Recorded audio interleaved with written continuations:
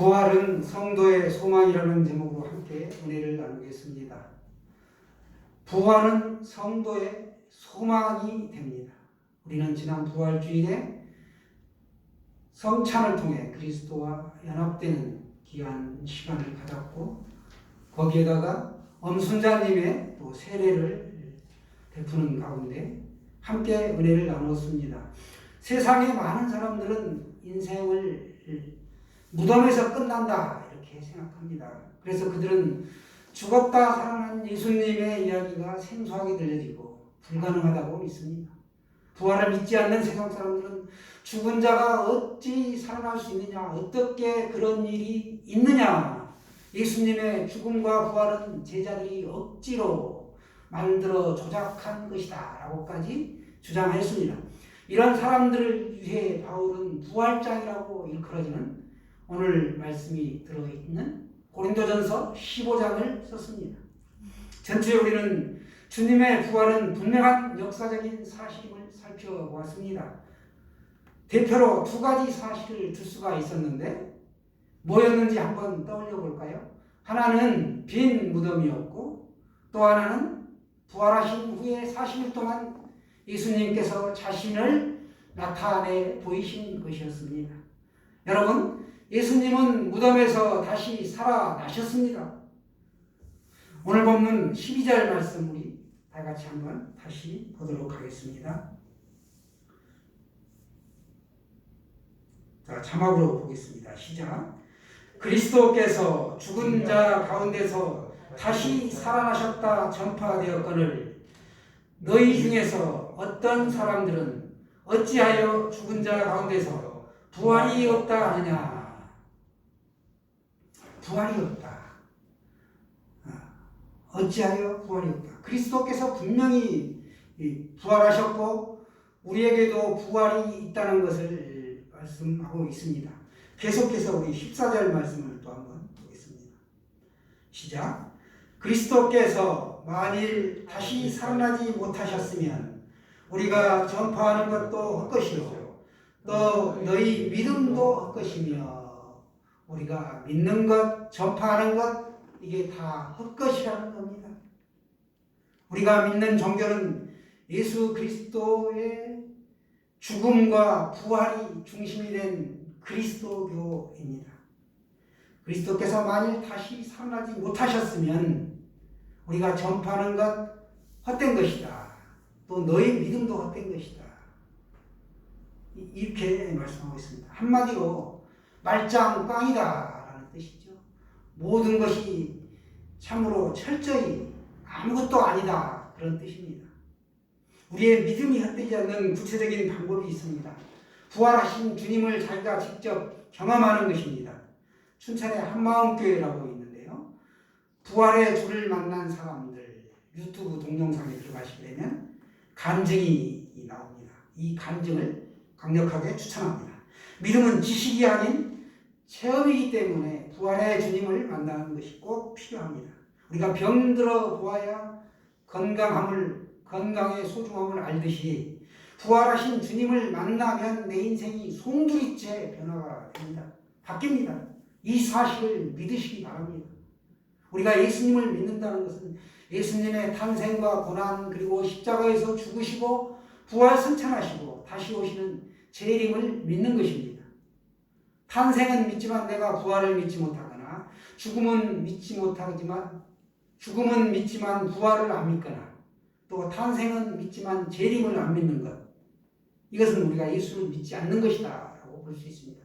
예수님의 모든 그 7가지 과정을 다 믿음으로 받아들이는 것, 이게 우리가 진실로 예수님을 믿는 것이죠. 예수를 믿는 사람이라면 그가 다시 살아나신 것과 승천하신 것과 세상에 다시 오실 것과 그리고 영원한 천국이 있음을 믿어야 합니다. 여러분, 복음이 무엇입니까? 복음은 예수님의 또 다른 별칭입니다. 예수님을 우리가 다른 말로 복음이라고 하죠.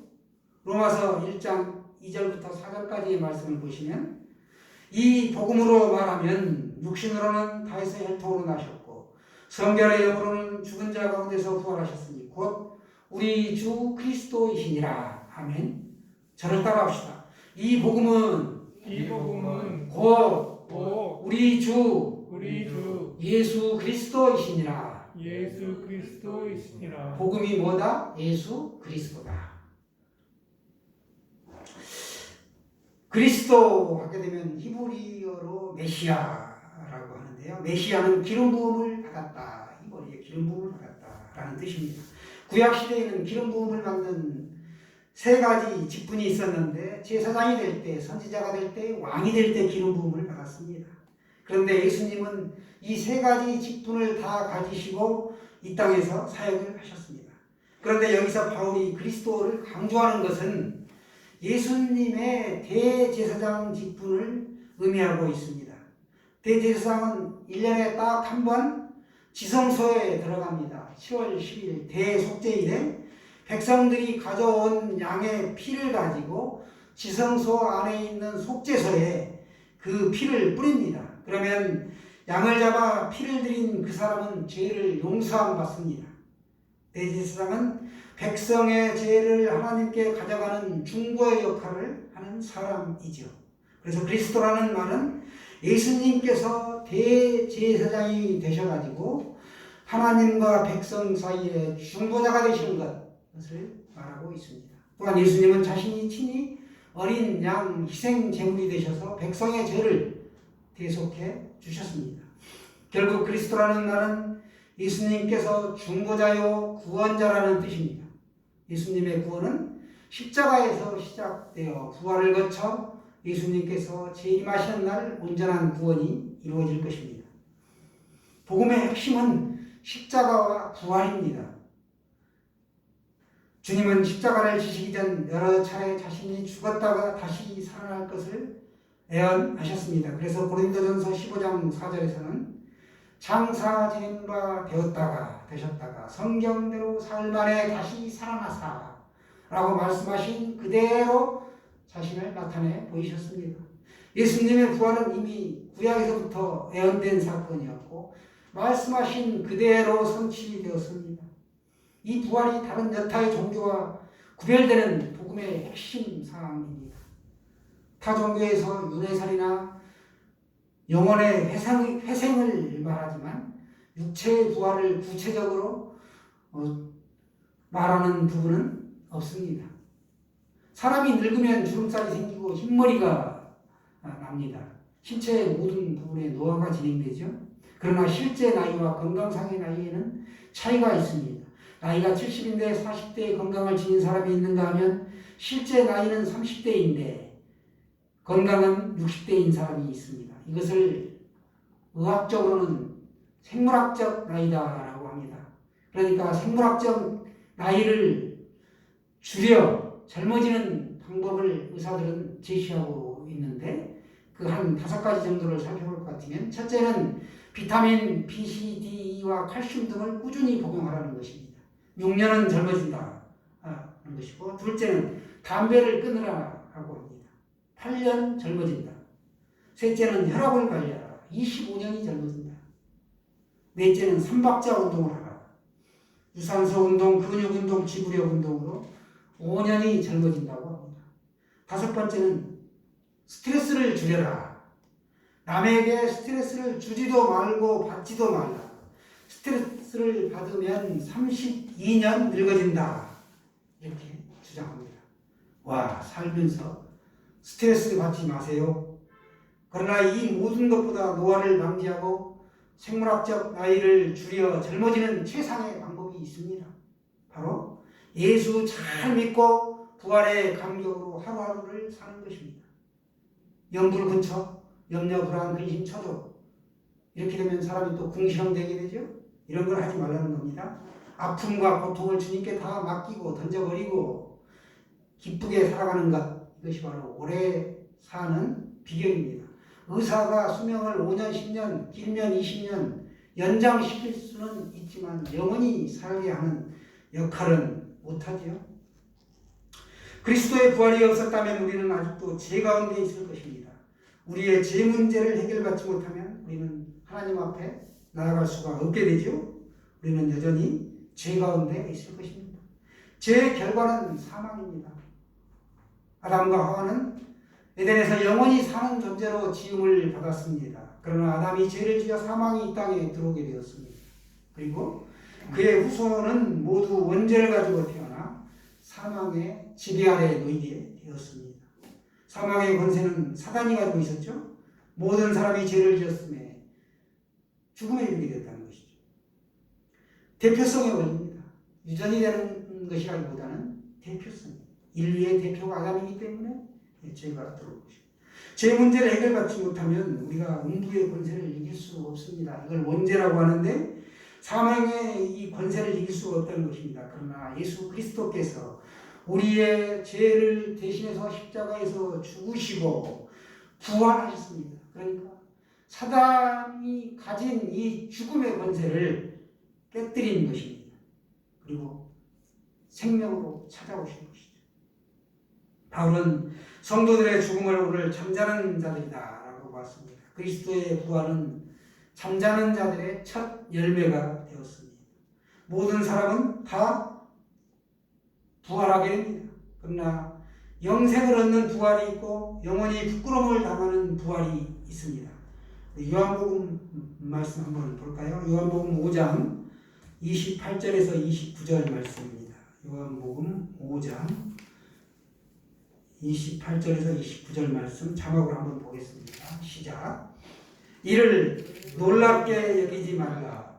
무덤 속에 있는 자가 다 그의 음성을 들을 때가 오나니 선한 일을 행한 자는 생명의 부활로 악한 일을 행한 자는 심판의 부활로 나오리라. 아멘. 우리가 언젠가는 부활하게 되는데 악한 일을 한 자는 영원히 부끄러움을 당하는 부활을 받게 될 것이고 이제 선한 일을 행한 자는 생명의 부활로 나오게 된다는 것입니다. 두 종류의 부활이 있는 것이죠. 우리가 주목할 것은 예수 믿고 구원받은 사람들의 부활입니다. 성경은 그것을 생명의 부활, 영생의 부활이라고 우리에게 말씀합니다. 우리들의 부활 사건은 언제 일어나는가? 예수님이 이 땅에 공중에서 구름 타고 재림하실 때 일어나게 됩니다. 그때 이미 죽었던 사람들은 부활하여 주님을 만나게 되고 산 사람들은 신령한 몸으로 변하여 주님을 만나게 되는 것이죠. 신령한 몸은 시간과 공간을 초월한 시간과 공간의 제한을 받지 않는 부활한 몸을 의미하고 있습니다. 천국에 들어갈 수 있는 몸이죠. 다시 죽지 않는 몸을 말합니다.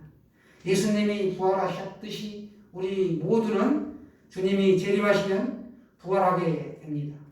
부활의 기쁨을 찬양합시다. 우리 부활의 증인으로 삽시다. 부활은 성도의 소망입니다. 우리가 세상에 살지만 언젠가는 떠나게 될 것입니다. 지금 내가 많은 재산을 가지고 있고 명예와 권세를 가지고 있다 할지라도 언젠가는 모든 것을 내려놓고 이 땅에서 이별하게 되는 날이 온다는 것입니다. 이러한 우리에게 영원한 소망이 있다고 할 것 같으면 하늘나라 뿐입니다. 그리스도 안에서 우리가 바라는 것이 바람직한 것이 바로 부활신앙, 부활의 소망이죠. 부활하신 주님께 소망이 있는 성도가 가장 행복합니다. 본문 19절 말씀을 한번 여러분이 가지고 계신 성경을 한번 보시기 바랍니다. 성경 보시면 만일 그리스도 안에서 우리가 바라는 것이 다만 이 세상의 삶뿐이면 모든 사람 가운데 우리가 더욱 불쌍한 자이리라. 아멘. 그리스도의 부활이 없다면 예수를 믿는 사람들이 가장 불쌍한 자들이라는 것입니다. 그러나 예수를 믿는 사람들은 부활의 소망을 가지고 살아가는 사람들이기 때문에 이 땅에서 행복하게 살 수 있고 절제하며 삽니다. 죄악의 낙을 누리지 않으려고 노력하며 살죠. 말씀을 지키려고 말씀을 따라서 성령의 인도하심을 얻고 살게 됩니다.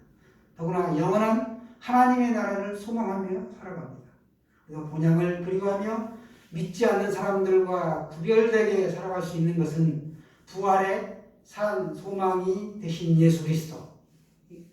예수님이 부활하신 것처럼 다시 오시면 우리가 생명의 부활로, 영생의 부활로 다시 변화되는 몸으로 살게 될 것을 믿기 때문에 우리는 구별되게 살 수 있습니다. 여러분 모두 이렇게 우리가 살면서 예수님의 부활의 증인이 되시기를 축원합니다. 아멘.